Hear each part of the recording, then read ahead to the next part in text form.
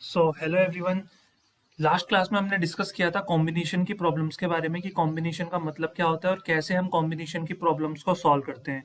तो वहाँ पर हमने कुछ बेसिक फॉर्मूलाज हमने कुछ थ्योरीज जो हैं, कुछ फॉर्मूलाज बेसिक वो हमने कॉम्बिनेशन के ऊपर देखे थे। फिर हमने बात की थी कुछ प्रॉब्लम सॉल्व करके कि नेक्स्ट क्लास में हम जो प्रैक्टिकल प्रॉब्लम्स होती हैं कॉम्बिनेशन के ऊपर, लैंग्वेज वाले क्वेश्चंस होते हैं, हम उनको देखने वाले हैं, जितने भी टाइप्स के वो पॉसिबल होते हैं बनने।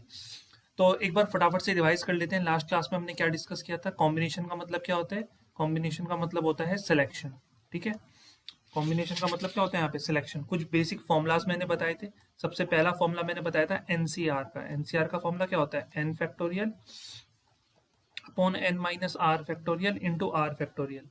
नेक्स्ट जो आपको चीज ध्यान रखनी है वो मैंने बोला था, एक चीज ये ध्यान रखना कि एन सी जीरो या एन सी एन ये हमारा कितना होता है? 1 के बराबर होता है। जो थर्ड मैंने बोला था कि एन सी आर जो होता है वो n C n minus r के बराबर होता है। एक चीज ये ध्यान रखनी है आपको।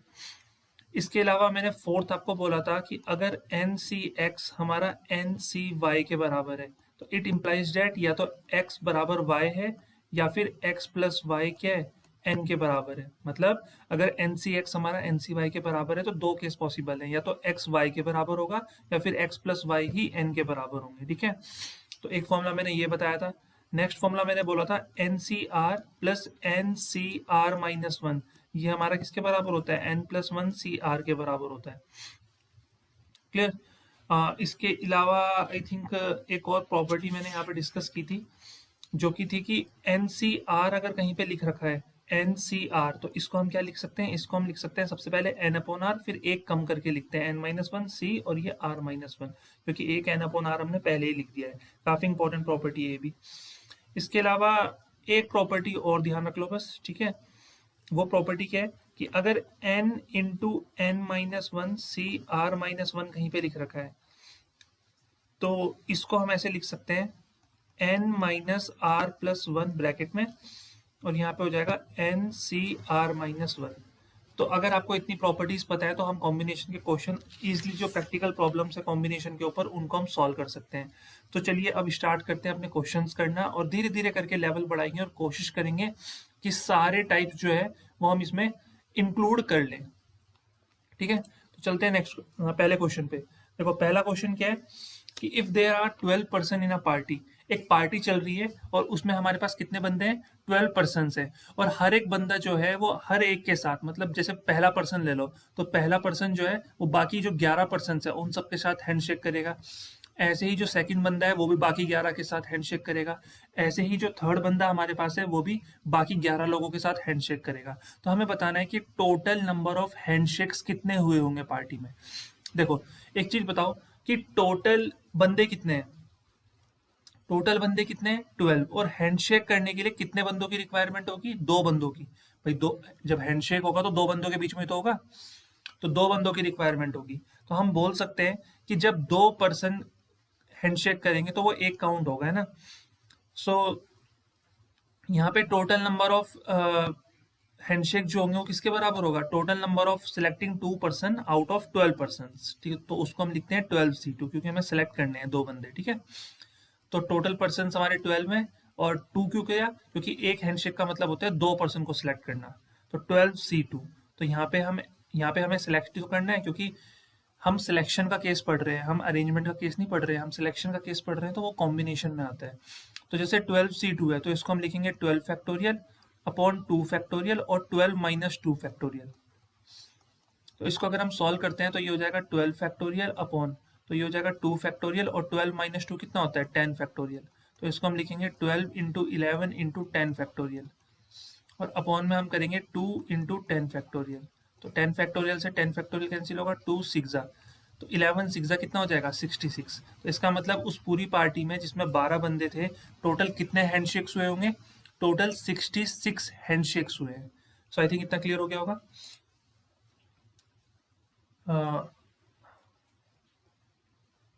ओके, जस्ट सेकेंड ना।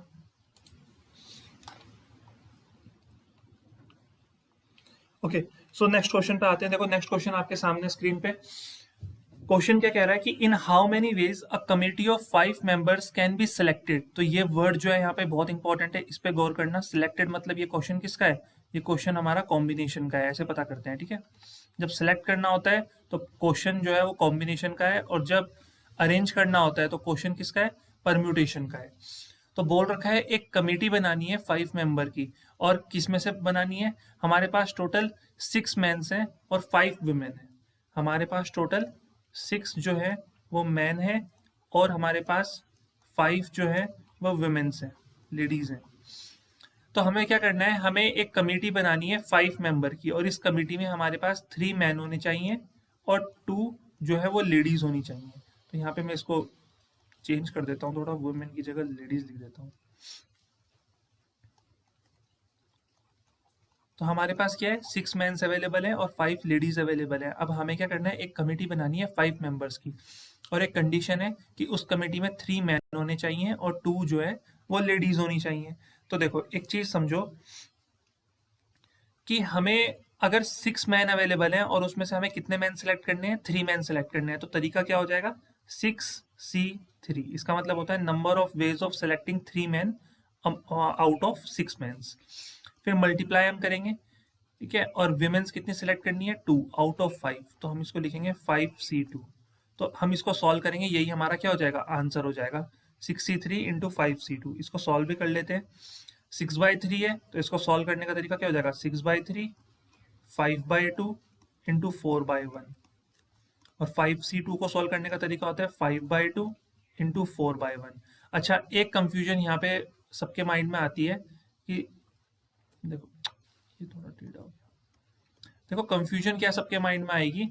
कंफ्यूजन ये आती है कि सर यहाँ पे जो है वो ये 6C3 को सॉल्व करने का तरीका क्या होता है? 6C3 हम जैसे लिखते हैं, तो 6C3 हमने लिखा तो हम इसको सॉल्व करते हैं 6 फैक्टोरियल अपॉन 3 फैक्टोरियल और 6 - 3 फैक्टोरियल, ठीक है। तो इसको सॉल्व करने का तरीका होता है 6 factorial upon 3 factorial into 3 factorial.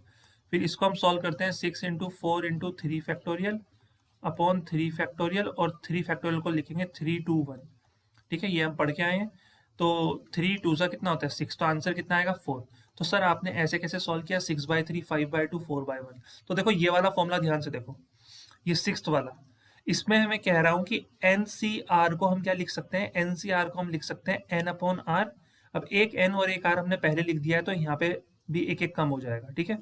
तो मेरे कहने का मतलब है कि अगर मैं NCR को ऐसे लिख सकता हूँ N/R और N-1 CR-1। तो अगर मेरे पास 6C3 है तो मैं इसको क्या लिख सकता हूँ? मैं इसको लिख सकता हूँ 6/3, और एक एक कम कर दो, इसको मैं लिखूंगा 5C2।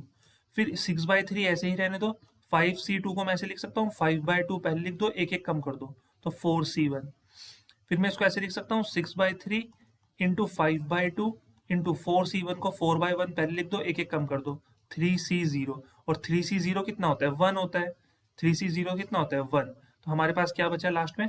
6/3 5/2 4/1। तो देखो मैंने वही तो किया है।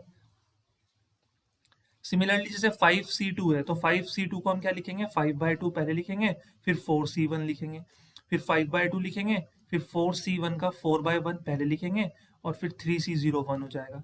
तो वो हम इस तरह से भी लिख सकते हैं। तो यहाँ से आपको एक चीज समझ में आ गई होगी। अगर कोई बोलता है कि 7C3 बताओ, तो आपको पूरा फॉर्मूला लिखने की जरूरत नहीं है इस तरह से कि 7 फैक्टोरियल अपॉन 3 फैक्टोरियल और इंटू 7 - 3 फैक्टोरियल। आप डायरेक्ट करोगे 7/3, फिर एक एक कम करते जाओ, 6/2 5/1, बस जैसी 1 आएगा रुक जाना है। तो ये इसका आंसर हो जाएगा 3 2 जा 6 7 5 जा 35। इस तरह से करना है आपको, समझ में आ रहा है? तो बस अब हमारा जैसे आंसर आया था इसको सॉल्व कर लेते हैं। तो 3 2 जा कितना होता है? 6, और 2 2 जा 4, तो 5 4 जा 20 और 5 2 जा 10। तो टोटल कितने वेज में हम सेलेक्ट कर सकते हैं कमेटी? 200 वेज में। सो आई थिंक इतना क्लियर हो गया होगा। तो देखो सिर्फ क्वेश्चन का आंसर नहीं जानना है, हमेशा हर एक तरीका भी जानना है कि हम किस किस मेथड से उस क्वेश्चन को सॉल्व कर सकते हैं। सो आई होप कितना समझ में आ गया होगा। अब चलते हैं अपने नेक्स्ट क्वेश्चन पे। देखो नेक्स्ट स्क्रीन पे हमारे पास 2 क्वेश्चन है। अच्छा, एक कोड वाले क्वेश्चन भी इंपॉर्टेंट होते हैं, काफी ज्यादा चांसेस होते हैं इनके स्कूल में पूछे जाने के। देखो क्वेश्चन में बोल रखा है how many codes can be drawn through 21 points on a circle. तो एक सर्कल है जिसपे कितने पॉइंट्स हैं, 21 पॉइंट्स हैं। तो ये एक सर्कल ले लेते हैं हम, ये एक सर्कल है, इस पर 21 पॉइंट्स हैं। एक पॉइंट ये ले लो, 2 3 4 5 6 7 8 9 10 11 12 13 14 15 16 17 18 19 20 और ये 21, ये 21 पॉइंट्स हो गए, ठीक है।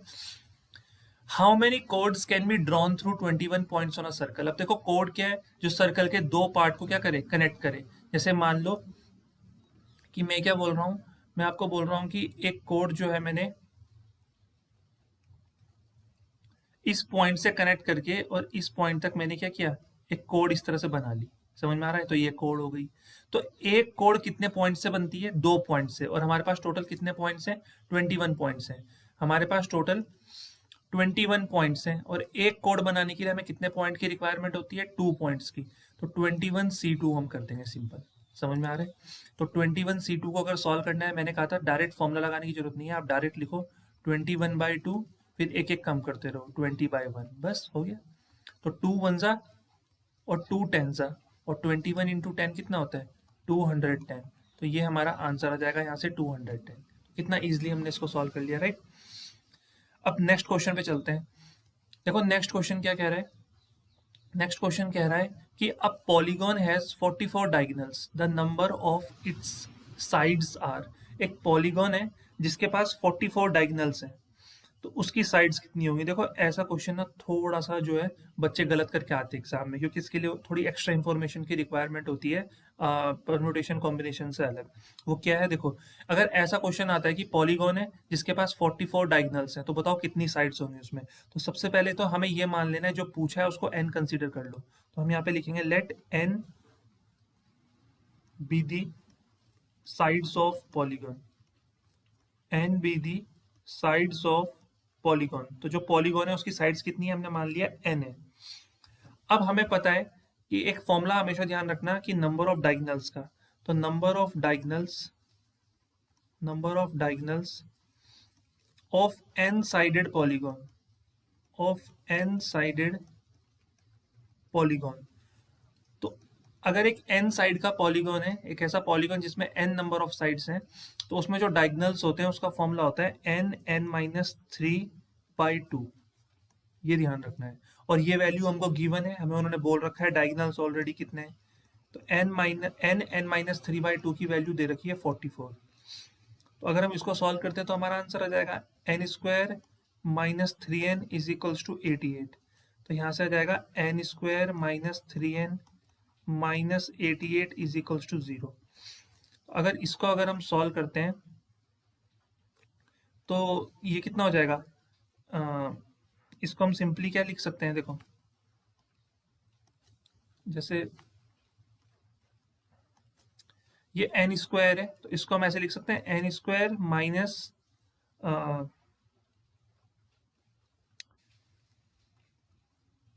-11n + 8n, ऐसे लिख सकते हैं। क्योंकि -11 और 8 कितना होता है, -3 होता है, और 11 8 88 होता है, और -88 = 0। तो यहाँ से n कॉमन लो तो ये बचेगा n - 11, यहाँ से 8 कॉमन लो ये बचेगा n - 11 = 0। n - 11 कॉमन लो तो ये बचेगा n + 8 = 0। अब देखो n की वैल्यू नेगेटिव तो नहीं हो सकती। अगर हम बोलेंगे n + 8 0 है, n की वैल्यू -8 होगी, तो n + 8 तो कभी भी 0 नहीं हो सकता। तो ये तो हमारा वैसे भी रॉन्ग हो गया। तो n - 11 हमारा 0 होगा, मतलब n की वैल्यू हमारी कितनी हो जाएगी, 11 हो जाएगी। तो ये हमारा आंसर आ गया कि एक ऐसा पॉलीगॉन जिसमें 44 डायगोनल्स हैं, तो उसमें नंबर ऑफ साइड्स कितनी होंगी, 11 साइड्स होंगी। तो इस तरह से हमेशा क्वेश्चन को सॉल्व करना है, ठीक है। अच्छा, अगर मैं ऐसा क्वेश्चन बोलता हूँ कि एक ट्रायंगल है, एक हेक्सागन है, ठीक है, ये एक हेक्सागन है, समझना क्वेश्चन को, हाँ? देखो एक हेक्सागन है, मान लो ये हमारे पास एक हेक्सागन है, ये हो गया हमारे पास एक हेक्सागन। अब हेक्सागन में कितनी साइड्स होती हैं, 6 साइड्स होती हैं, ठीक है। अब वो बोल रहे हैं कि इस हेक्सागन्स की जो वर्टिसेस हैं, तो कितनी वर्टिसेस हैं, एक वर्टिसेस, 2 3 4 5 छः वर्टिसेस होती हैं। इन वर्टिसेस को हम ज्वाइन करके कितने ट्रायंगल्स बना सकते हैं? इन वर्टिसेस को हम ज्वाइन करके कितने ट्रायंगल बना सकते हैं? मान लो इस वर्टिसेस से इस वर्टिसेस को ज्वाइन किया इस तरह से, इससे इसको ज्वाइन किया तो एक ट्रायंगल ये बन गया, ठीक है। ऐसे ही इससे इसको ज्वाइन किया तो एक ट्रायंगल ये बन गया, इससे इसको ज्वाइन किया एक ट्रायंगल ये बन गया। तो टोटल कितने ट्रायंगल्स हम बना सकते हैं? तो टोटल नंबर ऑफ वर्टिसेस कितनी है? 3। और ट्रायंगल बनाने के लिए कितनी वर्टिसेस को ज्वाइन करना पड़ता है? 3 वर्टिसेस को। तो हमारा आंसर हो जाएगा 63। 63 को सॉल्व करना है तो 6/3 इंटू 5/2 इंटू 4/1। तो 3 2 ज़ा कितना होता है? 6। तो 5 4 ज़ा कितना होता है? 20। तो ये हमारा 20 जो है वो आंसर आ गया है। क्लियर है? सो आई थिंक इतना क्लियर हो गया होगा। तो जितनी प्रॉब्लम्स अभी तक हमने सॉल्व किए हैं कॉम्बिनेशन की, आई थिंक वो समझ में आ गई होंगी। चलते हैं अपने नेक्स्ट प्रॉब्लम पे। अब धीरे धीरे मैं क्या कर रहा हूँ, जो क्वेश्चन का लेवल है उसको थोड़ा सा रेज कर रहा हूँ, ठीक है। तभी देखो फायदा तभी है, अगर क्वेश्चंस का हम लेवल बढ़ाएंगे तभी हम कुछ सीख पाएंगे। तो अब मैं धीरे धीरे क्या करूँगा, क्वेश्चंस को लेवल इंक्रीज करूंगा। तो पहला क्वेश्चन देखो क्या है, हमारे पास ना टोटल 15 प्लेयर्स जो है वो अवेलेबल है। अब इन 15 प्लेयर्स में हमें 11 प्लेयर्स की एक टीम बनानी है, ठीक है। ये लिख रखा है ना, cricket 11 be chosen out of a batch of 15 players. और कंडीशन दे रखी है, पहली कंडीशन क्या है कि there is no restriction on this selection. तो जब कोई रेस्ट्रिक्शन ही नहीं है तो हम किसी को भी सिलेक्ट कर सकते हैं। मतलब हमारे पास टोटल कितने प्लेयर्स हैं? 15 प्लेयर्स हैं और हमें 11 प्लेयर सेलेक्ट करने, सिंपली सिलेक्ट कर लेंगे। अब 15 से 11 हमारा आंसर हो जाएगा। इसको सॉल्व करना है तो ऐसे मत करना कि 15/11, ठीक है, इंटू 14/10 इंटू 13/9 इंटू 12/8 इंटू 11/7, और ऐसे ही करते करते करते करते लास्ट तक जो वैल्यू आएगी 4/1 है। इतना सारा मल्टीप्लिकेशन नहीं करना है। तो कैसे करना है सर सॉल्व इसको? देखो इसको सॉल्व करने का तरीका मैं बताता हूँ, बहुत सिंपल तरीका है, 2 मिनट में आंसर आ जाएगा, ठीक है। देखो, तो जैसे सबसे पहले मैंने आपको एक फॉर्मूला बताया था। फॉर्मूला क्या बताया था? देखो मैंने यहाँ पे एक फॉर्मूला बताया, third number formula. Third number formula क्या कहता है कि एन सी आर जो होता है वो किसके बराबर होता है? N C n minus r के बराबर होता है। तो इसको हम ऐसे लिख सकते हैं, 15C11 किसके बराबर हो जाएगा? ये बराबर हो जाएगा 15C 15-11 के बराबर। तो यह आ जाएगा हमारा 15C4 के बराबर। अब इसको सॉल्व करना आसान है, कैसे? क्योंकि कम ही मल्टीप्लिकेशन करनी पड़ेगी। 15/4, 14/3, 13/2 और 12/1, बस यहाँ से हमारा आंसर पूरा आ जाएगा। तो देखो 4 3 ज़ा कितना होता है? 12, और 2 1 ज़ा 2 7 ज़ा 14। तो अगर मैं इसको सॉल्व करता हूँ तो कितना आ जाएगा ये? 105 इंटू 13, तो 1365 आंसर आ जाएगा, ठीक है। तो 1365 इज अवर करेक्ट आंसर। अब सेकंड केस पे आते हैं। सेकंड केस में वो बोल रहे हैं a particular player is always chosen. देखो 15 बच्चे हैं, 15 प्लेयर्स हैं, हमें 11 सेलेक्ट करना है, बट एक कंडीशन हमें दे दी गई है कि एक बंदा जो है उसको सेलेक्ट करना ही करना है। मतलब वो तो ऑलरेडी सेलेक्टेड है। तो अगर वो ऑलरेडी सेलेक्टेड है तो अब हमें कितने बच्चों में से सेलेक्ट करना है? अब हमें 14 बच्चों में से सेलेक्ट करना है। और कितने बच्चों प्लेयर सेलेक्ट करने हैं? सिर्फ 10। क्यों? क्योंकि एक बच्चा तो ऑलरेडी सेलेक्टेड है ना, तो 15 में से एक कम हो गया और अब हमें चूज भी 10 ही करने हैं। तो हमारा आंसर हो जाएगा 14C10। अगेन इसको सॉल्व करने का तरीका ऐसा नहीं होता। 14C10 को हम लिखेंगे 14C4। क्यों लिखते हैं? क्योंकि NCR हमारा बराबर होता है NCN-R के। तो 14/4 हमारा बराबर हो जाएगा 14/4, 13/3, 12/2 और 11/1 के बराबर। तो 4 3 ज़ा कितना? 12, और 2 1 ज़ा 2 7 ज़ा। और इसको अगर हम सॉल्व करते हैं तो 77 इंटू 13 कितना होता है? 1001, ठीक है। तो ये हमारा आंसर आ जाएगा। क्लियर? 37 77 इंटू 13 तो 770, हाँ ठीक है, 1000। अब देखो नेक्स्ट कंडीशन क्या बोल रहे हैं, a particular player is never chosen. मतलब एक बंदा ऐसा है जिसको कभी चूज नहीं करना है आपने, मतलब उसको चूज ही नहीं करना है। तो चूज ही नहीं करना है तो अब सेलेक्ट करने के लिए कितने प्लेयर हैं? 14 प्लेयर है, लेकिन सेलेक्ट कितने करने हैं उन 14 में से? 11, क्योंकि एक को तो हमने सेलेक्ट करना ही नहीं है। तो 15 के जगह कितने प्लेयर्स बचे? अब 14। उन 14 में से ही हमें 11 प्लेयर्स को सिलेक्ट करना है, तो 14C11, और 14C11 को हम लिखेंगे 14C3, और 14C3 को सॉल्व करने का तरीका होता है 14/3, 13/2 और 12/1। तो इसको अगर हम सॉल्व करते हैं तो देखो 3 1 ज़ा 3 4 ज़ा 2 1 ज़ा 2 2 ज़ा, तो ये 28 × 13, तो ये 364 होता है। ठीक है, क्योंकि 28 10 ज़ा कर लो, 28 10 ज़ा कितना होता है 280, और 28 3 ज़ा कर लो, 3 8 ज़ा 24, 2 कैरी 8, तो 4 6 364। ठीक है, इस तरह से कर सकते हैं। तो देखो ये क्वेश्चन भी हमने एक सीख लिया है यहाँ पे प्लेयर्स को चूज करने वाला। अब हम चलते हैं अपने नेक्स्ट क्वेश्चन पे और देखते हैं नेक्स्ट क्वेश्चन हमें क्या सिखाएगा। देखो क्वेश्चन क्या बोल रहा है, क्वेश्चन कह रहा है कि out of 5 man and 2 women, देखो ये थोड़ा मिस्टेक, प्रिंटिंग मिस्टेक है। Out of 5 man and 2 women a committee of 3 is to be formed. ये हमारे पास क्या है, हमारे पास टोटल जो है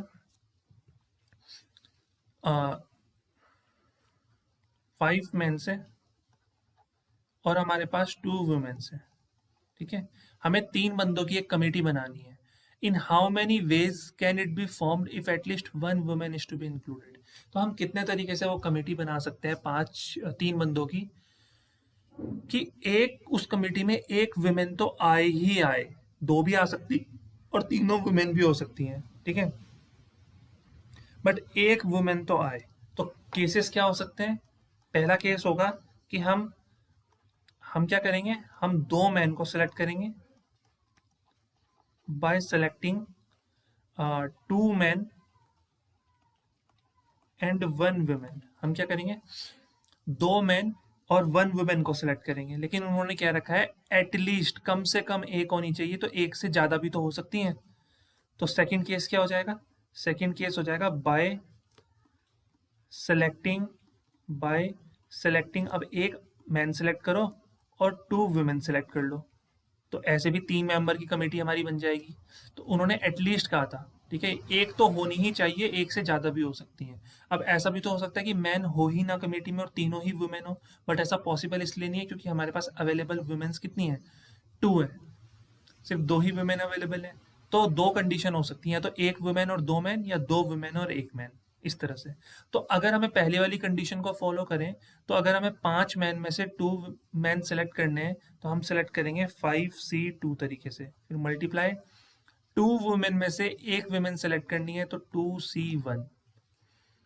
सेकेंड केस क्या होगा कि 1 मैन सेलेक्ट करना है आउट ऑफ 5 मैन, तो 5C1 मल्टीप्लाई 2 वुमेन में से 2 वुमेन सेलेक्ट करनी है तो 2C2। तो टोटल वेज कितने हो जाएंगे हमारे पास, टोटल वेज, इनको सॉल्व कर लेते हैं पहले। ठीक है, देखो 5C2 को सॉल्व करना है तो 5/2 और 4/1, और 2C1 तो डायरेक्ट है 2/1, तो 2 से 2 कैंसिल, ये आ गया 20। यहाँ पे सॉल्व कर लेते हैं, 5/1 डायरेक्ट आ गया और 2/2 इंटू 1/1, तो ये आ गया 5। तो टोटल वेज हो गए 20 + 5 25, तो 25 इज अवर आंसर। ठीक है, एक डाउट ना मेरे ख्याल से बच्चों को सबसे ज्यादा यहाँ पे फेस करने के लिए मिलता है, वह कि सर ये बीच में मल्टीप्लिकेशन क्यों हो रहा है, एडिशन क्यों नहीं हो रहा। तो इसके लिए जो लेक्चर नंबर 1 है वो पूरा इसी चीज पे बेस्ड है कि कब हम fundamental principle of multiplication apply करते हैं और कब हम fundamental principle of addition apply करते हैं। ठीक है, एंड और का जो कॉन्सेप्ट है वो वहाँ पे मैंने एक्सप्लेन कर रखा है, तो आप वहाँ पे जाके देख सकते हो पार्ट 1 में। क्लियर है, क्योंकि वो अपने आप में मैंने उसमें एग्जाम्पल्स और क्वेश्चंस के थ्रू क्लियर कर रखा है कि कब मल्टीप्लिकेशन होगी और कब एडिशन होती है। सो आई थिंक इतना क्लियर हो गया होगा। चलते हैं नेक्स्ट क्वेश्चन पे। देखो नेक्स्ट क्वेश्चन क्या है, a committee of 5 is to be formed. देखो a committee of 5 is to be formed out of 6 man and 4 ladies. तो हमें 5 बंदों की एक कमेटी बनानी है जिसमें 6 मैन है और 4 लेडीज है, तो टोटल 10 है हमारे पास। ठीक है, पर्सन अवेलेबल, हमें इनमें से 5 को सिलेक्ट करना है। कंडीशन क्या दे रखी है, पहली कंडीशन है when at least 2 ladies are included, कम से कम 2 लेडीज तो इंक्लूड होनी ही चाहिए। तो कंडीशन क्या क्या हो सकती है, देखो पहले वाले में कंडीशन क्या हो सकती है, कम से कम 2 लेडीज होनी चाहिए, 2 से ज़्यादा भी हो सकती हैं। तो एक काम करो, 2 ही लेडीज को सिलेक्ट कर लो 4 लेडीज में से। तो 4C2, फिर मल्टीप्लाई, बाकी कितने बंदे सेलेक्ट करने हैं? 3 मैन सेलेक्ट करने हैं, है ना? तो 3 मैन सेलेक्ट कर लो आउट ऑफ 6 मैन, तो 6C3 हो जाएगा। क्लियर है इतना? लेकिन उन्होंने बोला है कि एट लीस्ट, उन्होंने क्या बोला है? एट लीस्ट 2 लेडीज, तो 3 लेडीज भी तो हो सकती हैं। तो अगर हम 4 में से 3 लेडीज को सेलेक्ट करते हैं, तो बाकी 2 बंदे हमें मैन सेलेक्ट करने पड़ेंगे, तो 6C2। अब 3 लेडीज की जगह हम 4 की 4 लेडीज भी तो सिलेक्ट कर सकते हैं, कि हमने 4 लेडीज में से चारों ही सिलेक्ट कर ली और एक बचा बंदा हमने मेंस में से सिलेक्ट कर लिया। टोटल पॉसिबल केसेस को हम ऐड कर देंगे, समझ रहे हो? क्योंकि एटलीस्ट पूछ रखा है। तो इसको जब हम सॉल्व करेंगे तो ये हमारा आएगा 4/2 इंटू 3/1, और ये आएगा 6/3 इंटू 5/2 इंटू 4/1, फिर प्लस 4/3 इंटू 3/2 इंटू 2/1, और 6/2 को सॉल्व करोगे तो 6/2 इंटू 5/1, प्लस 4C4 तो हमारा 1 होता है, ध्यान रखना। तो मल्टीप्लाई 6C1 मतलब 6/1। इसको अगर हम सॉल्व करें तो देखो, 2 3 ज़ा 6, 2 2 ज़ा 4, तो 4 3 ज़ा 12 और 5 2 ज़ा 10, 10 इंटू 12 कितना होता है? 120, प्लस देखो 3 से 3 कैंसिल, 2 से 2 कैंसिल, और 2 1 ज़ा 2 2 ज़ा 4, तो 2 6 ज़ा 12, 12 5 ज़ा कितना होता है? 60, प्लस यहाँ पे 6/1 है तो ये तो 6 ही आ गया। तो ये हमारा आ गया आंसर 186, हमारा करेक्ट आंसर है। क्लियर है? अब पार्ट बी पे चलते हैं। पार्ट बी क्या कह रहा है? उन्होंने बोला है कि 5 मेंबर की ही कमेटी बनानी है out of 6 man and 4 ladies. तो अब ज्यादा से ज्यादा आप 2 ही लेडीज को सिलेक्ट कर सकते हो कमेटी में, ज्यादा से ज्यादा 2 ही लेडीज को आप सेलेक्ट कर सकते हो। तो केसेस क्या है? या तो 2 लेडीज सेलेक्ट करो, या एक करो, या एक भी मत करो, पर 2 से ज्यादा नहीं होनी चाहिए। तो हम क्या करेंगे? हम 2 लेडीज को सिलेक्ट कर लेते हैं। तो अगर हमें 2 लेडीज को सिलेक्ट करना है तो टोटल 4 लेडीज में से हम 2 लेडीज को सिलेक्ट करते हैं, और बाकी 3 हमें मेन सिलेक्ट करने पड़ेंगे 6C3।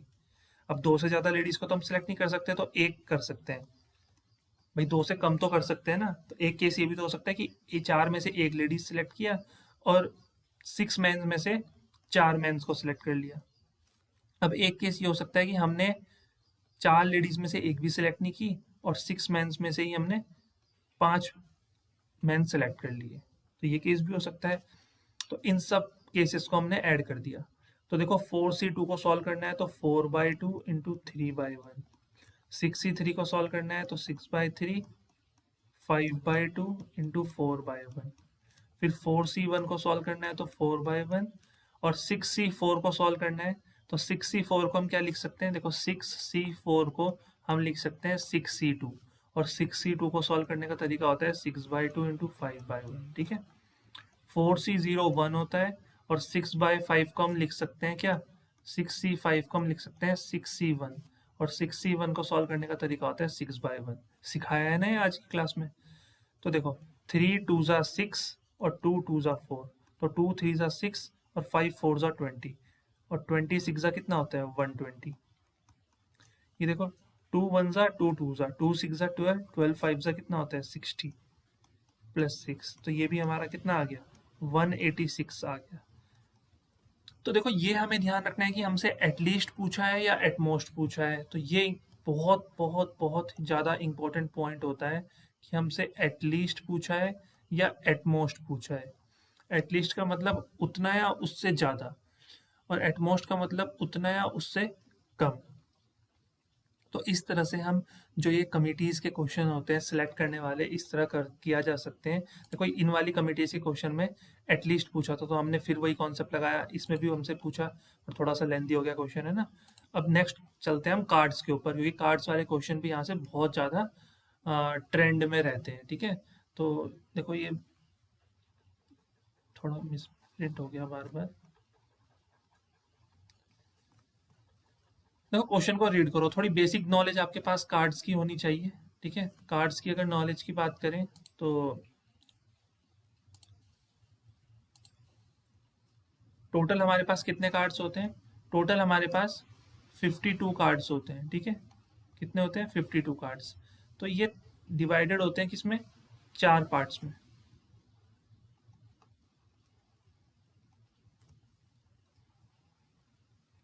चार पार्ट्स में, समझ रहे हो?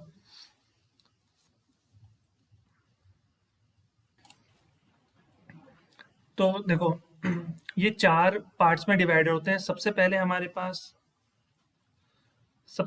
पास आता है डायमंड, ठीक है। सबसे पहले हमारे पास आता है डायमंड। दिख नहीं रहा है। तो डायमंड को हम कैसे बनाते हैं? आई थिंक इस तरह से होता है डायमंड।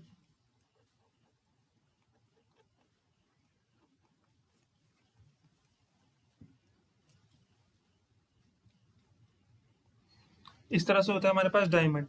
इसके कितने कार्ड्स होते हैं? हमारे पास 13 कार्ड्स होते हैं, ठीक है। फिर हमारे पास आता है नेक्स्ट हार्ट। हार्ट होता है, ठीक है। फिर उसके बाद हमारे पास आता है स्पेड। स्पेड इस तरह से होता है कुछ, ठीक है। इसके बाद हमारे पास आता है क्लब। क्लब इस तरह का होता है कुछ। और हार्ट तो आपको पता ही है, इस तरह से होता है, ठीक है। टोटल इसके भी 13 कार्ड्स होते हैं, इसके भी 13 कार्ड्स होते हैं, इसके भी 13 कार्ड्स होते हैं, ये ध्यान रखना है, ठीक है। और यहाँ पे अगर हम बात करें तो 13 कार्ड्स में कौन कौन से कार्ड्स होते हैं? 13 कार्ड्स में हमारे पास होते हैं, सबसे पहले आता है हमारे पास किंग, ठीक है। फिर आती है हमारे पास क्वीन। फिर हमारे पास होता है जैक, जिसे जोकर बोलते हैं, ठीक है। और जैक के बाद हमारे पास आता है 10, फिर 9, 8, 7, 6, 5, 4, 3, 2 और जो 1 होता है उसको बोलते हैं एस, इक्का, ठीक है। क्या बोलते हैं? एस। जो हार्ट होता है इसमें भी सेम चीज होती है, किंग, क्वीन, जैक, 10, 9, 8। अच्छा, ये चीज ध्यान रखना कि डायमंड के 13, हार्ट के 13, स्पेड के 13, क्लब के 13। एक और चीज में यहाँ पे थोड़ा सा मुझसे मिस्टेक हुई है कि मैं ना कलर नहीं बता लिख पाया। ये जो डायमंड होता है ये रेड कलर का होता है, ठीक है। हार्ट जो होता है वो रेड कलर का होता है। जो स्पेड होता है, जो ये स्पेड है, स्पेड ये ब्लैक कलर का होता है। और ये जो क्लब है ये भी ब्लैक कलर का होता है, ठीक है। तो टोटल अगर कोई पूछे टोटल रेड कार्ड्स कितने होते हैं तो 26। टोटल ब्लैक कार्ड्स कितने होते हैं? 26, ठीक है। टोटल कार्ड्स कितने होते हैं? 52। और अगर कोई पूछे face cards, total face cards कितने होते हैं? देखो फेस कार्ड्स किनको बोलते हैं? फेस कार्ड्स हम बोलते हैं इनको, किंग, क्वीन, जैक को। तो अगर टोटल फेस कार्ड कितने हुए? टोटल फेस कार्ड हमारे पास हो जाएंगे 12, क्योंकि 3 यहाँ पे, 3 यहाँ पे, 3 यहाँ पे, 3 यहाँ पे, तो टोटल फेस कार्ड हमारे पास हो जाएंगे 12, ठीक है। अगर कोई पूछेगा नंबर कार्ड्स कितने होते हैं, नंबर कार्ड्स कितने होते हैं, तो नंबर कार्ड्स हमारे पास होते हैं टोटल 36। कितने होते हैं? 36 होते हैं नंबर कार्ड्स। और कोई पूछेगा टोटल एस कितने होते हैं, तो टोटल एस हमारे पास होते हैं 4, ठीक है। एक इस डायमंड का, एक हार्ट का, एक स्पेड का, एक क्लब का। तो ये चीज़ ध्यान रखना, ठीक है। थोड़ा सा ये मिस्टेक हुई कि मैंने ग्रीन से लिख दिया, इन दोनों को मेरे को रेड से लिखना चाहिए था और इन दोनों को ब्लैक से। तो बस ये बेसिक एक आइडिया है, उससे अगर इतना आपको पता है तो यहाँ पे आप बिल्कुल एकदम सीख जाओगे अपना जो भी हमारा कार्ड्स के ऊपर जो क्वेश्चंस होंगे। तो चलो चलते हैं अपने कार्ड्स के क्वेश्चन पे सबसे पहले, ठीक है। देखो, what is the number of ways of choosing 4 cards from a pack of 52 cards. तो हमारे पास क्या है? 52 कार्ड्स है, हमें इनमें से क्या करना है? 4 कार्ड्स को चूज करना है। तो सबसे पहले हम 52 कार्ड्स में से 4 कार्ड्स को अगर हम चूज करें तो हम लिखेंगे 52, इसमें से हमें चूज करने हैं 4 कार्ड्स, तो 52C4। इसको सॉल्व कर लेते हैं। 52C4 को सॉल्व करने का तरीका क्या हो जाएगा? 52/4, फिर 51/3, फिर 50/2 और 49/1। तो इसको अगर हम सॉल्व करें, तो इसको सॉल्व करेंगे तो यहाँ से हमारा क्या आ जाएगा? आंसर आ जाएगा, ठीक है। इसको आप कैलकुलेटर से कर सकते हो, क्योंकि ऐसे कैलकुलेशन करेंगे तो काफ़ी टाइम लग जाएगा। अब हम चलते हैं अपने फर्स्ट पार्ट पे। देखो फर्स्ट पार्ट हमें क्या बोल रहा है? फर्स्ट कार्ड हमें बोल रहा है कि in how many of these 4 cards are of the same suit. तो कंडीशन क्या है कि हमें 4 कार्ड सेलेक्ट करने हैं, लेकिन ये चारों कार्ड जो होने चाहिए वो किससे होने चाहिए, सेम सूट के होने चाहिए। देखो या तो ये चारों कार्ड्स किसके हों, या तो ये चारों कार्ड्स डायमंड के हों, या फिर ये चारों कार्ड्स हार्ट के हों, या फिर ये चारों कार्ड्स स्पेड के हों, या फिर ये चारों ही कार्ड्स किसके हों, क्लब के हों। तो कंडीशन क्या बनेगी, मान लो ये चारों कार्ड्स डायमंड के हैं तो हमें 13 कार्ड्स में से ही 4 कार्ड्स को सेलेक्ट करना पड़ेगा। अब सिर्फ यही थोड़ा है कि डायमंड के ही सिलेक्ट कर सकते हैं, हम ये भी तो कह सकते हैं कि हम स्पेड के सिलेक्ट कर रहे हैं, तो 13 स्पेड में से 4 स्पेड हमें सिलेक्ट करने पड़ेंगे। अगर हमें हार्ट के सिलेक्ट करने हैं तो 13 हार्ट के कार्ड में से हमें 4 हार्ट के कार्ड सिलेक्ट करने पड़ेंगे। और अगर हमें क्या था क्लब से सिलेक्ट करने हैं तो 13 क्लब के कार्ड में से हमें 4 क्लब के कार्ड सिलेक्ट करने होंगे। तो टोटल हमारा जो आंसर आएगा वो आएगा 13C4 plus 13C4 plus 13C4 plus 13C4। मतलब हमारा आंसर आएगा 4 इंटू 13C4। ऐसा इसलिए किया है क्योंकि उन्होंने ये नहीं कहा है कि आप 4 कार्ड जो है वो डायमंड के सिलेक्ट करो, ये 4 कार्ड क्लब के सिलेक्ट करो, है ना। उन्होंने कहा है 4 कार्ड सिलेक्ट करो बट वो सेम सूट के होने चाहिए।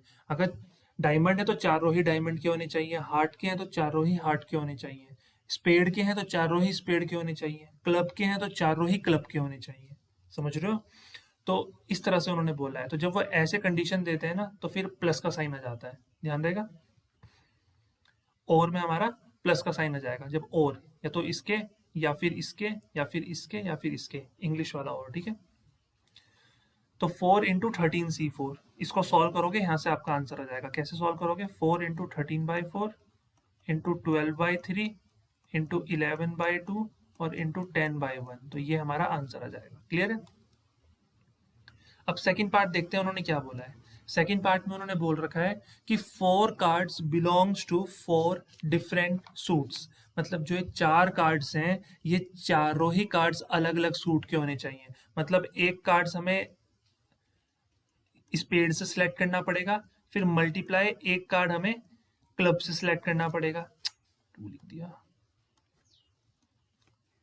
एक कार्ड हमें किससे सिलेक्ट करना पड़ेगा, क्लब से सिलेक्ट करना पड़ेगा, एक कार्ड हमें हार्ट से सिलेक्ट करना पड़ेगा और एक कार्ड हमें स्पेड से सिलेक्ट करना पड़ेगा, है ना।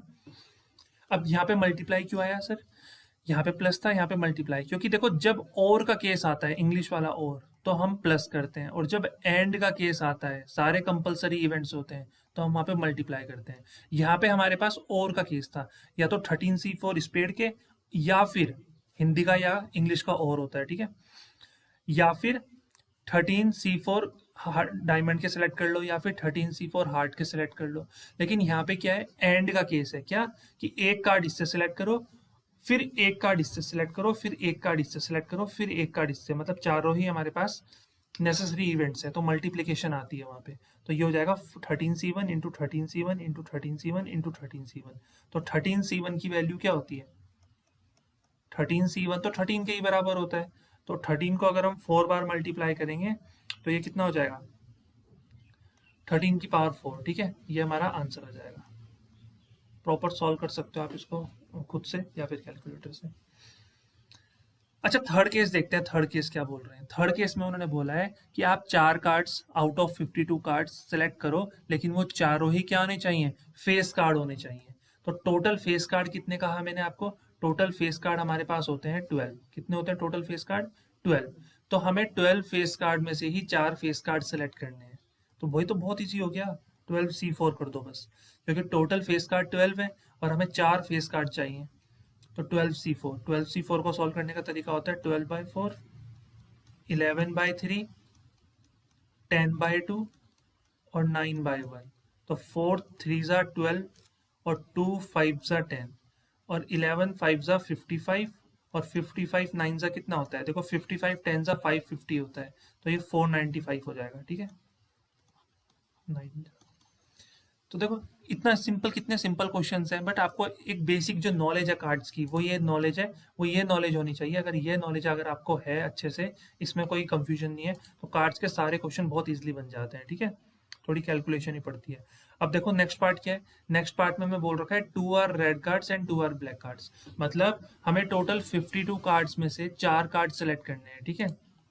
हमें 52 कार्ड्स में से 4 कार्ड्स जो है वो सिलेक्ट करने हैं। अब उन 4 कार्ड्स में क्या कंडीशन दे रखी है, 2 रेड कार्ड होने चाहिए और 2 हमारे ब्लैक कार्ड होने चाहिए। तो इसको हम कैसे सिलेक्ट करेंगे, देखो टोटल कार्ड्स हमारे पास 52 हैं, हमारे पास टोटल कार्ड्स कितने हैं 52। इसमें हमारे 26 जो होते हैं वो रेड कार्ड होते हैं और 26 जो होते हैं वो ब्लैक कार्ड्स होते हैं, ठीक है।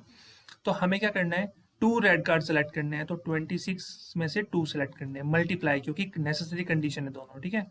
बाकी 26 में से हमें 2 कार्ड सेलेक्ट करने हैं, मतलब ब्लैक वालों में से। तो आंसर हो जाएगा 26 into two, sorry 26C2 into 26C2। तो इसको सॉल्व कर लेते हैं, 26/2 इंटू 25/1, ये हो जाएगा 26/2 इंटू 25/1। तो 2 1 ज़ा 2 13 ज़ा 2 1 ज़ा 2 13 ज़ा। तो इसको अगर आप सॉल्व करते हो तो यहाँ से देख लेना 25 का स्क्वायर कितना होता है, वही 625 होता है, और 13 का स्क्वायर कितना होता है 169। तो ये हमारा आंसर आ जाएगा, ठीक है, 625 इंटू 169। तो देखो कितना ईजिली हम इसको सॉल्व कर पा रहे हैं, कितना ईजिली क्वेश्चंस बन जा रहे हैं हमारे। नेक्स्ट क्वेश्चन है कि in how many of these cards are of the same colour. Cards same colour के होने चाहिए, तो या यहाँ पे कंडीशन आ गई, या तो 4 कार्ड्स लाल ही सिलेक्ट कर लो या फिर 4 कार्ड्स ब्लैक सिलेक्ट कर लो। तो ये कौन सा पार्ट था हमारा, फोर्थ डी। अब हम फिफ्थ पार्ट पे आते हैं। फिफ्थ पार्ट में वो कह रहे हैं या तो आप लाल कार्ड सेलेक्ट करो, मतलब 26 में से सेलेक्ट कर लो, या फिर आप ब्लैक में से सेलेक्ट करो, तो बाकी 26 में से सेलेक्ट कर लो। तो जब और का केस आता है तो प्लस लगाते हैं, ये ध्यान रखना है, ठीक है। तो 26C4 प्लस 26C4, तो इसको अगर हम सॉल्व करते हैं तो ये कितना हो जाएगा, 2 इंटू 26C4, 2 इंटू 26C4। और इसको सॉल्व करने का तरीका क्या होता है, 2 इंटू 26/4 इंटू 25/3 इंटू 24/2 इंटू 23/1। तो यहाँ से अगर हम सेलेक्ट करते हैं 4 1 ज़ा 4 6 ज़ा 24, क्लियर है। और 2 से 2 कैंसिल हो जाएगा, और ये 3 1 ज़ा 3 2 ज़ा 6। तो ये 25 इंटू 2 कितना हो जाएगा 50 इंटू 26 इंटू 23। अब आप इसकी मल्टीप्लीकेशन आराम से करते रहो, ठीक है, जितनी भी ये मल्टीप्लिकेशन करके आएगा वो हमारा आंसर हो जाएगा। कहीं मिस्टेक तो नहीं की ना हमने, ठीक है। तो ये चीज़ ध्यान में रखनी है, ठीक है। इस तरह से हम कार्ड्स के क्वेश्चन कर सकते हैं। सो आई होप की कॉम्बिनेशन के ऊपर जितनी भी वेराइटीज़ पॉसिबल होती हैं बननी स्कूल लेवल पे, वो हमने सॉल्व कर ली है। सो आई होप की आज की क्लास में आपको मज़ा आया होगा, ठीक है, इंटरेस्टिंग लगी होगी क्लास। तो यहाँ पे हमने सारे क्वेश्चन जो हैं वो आज की इस क्लास में डिस्कस किए हैं। सो आई होप कितना क्लियर हो गया होगा। कॉम्बिनेशन के अगर ये फॉर्मूलाज आपको पता है तो क्वेश्चन कहीं नहीं रुकने वाले हैं। अगर आप इस क्लास के क्वेश्चन जो है वो प्रैक्टिस कर लेते हो, फिर कहीं भी कोई दिक्कत आने नहीं वाली है। एटलीस्ट स्कूल लेवल पे तो नहीं आएगी, कंपटीशन लेवल पे थोड़ा एक एडवांस ऊपर चले जाते हैं। तो ये चीज़ ध्यान रखनी है आपको, ठीक है।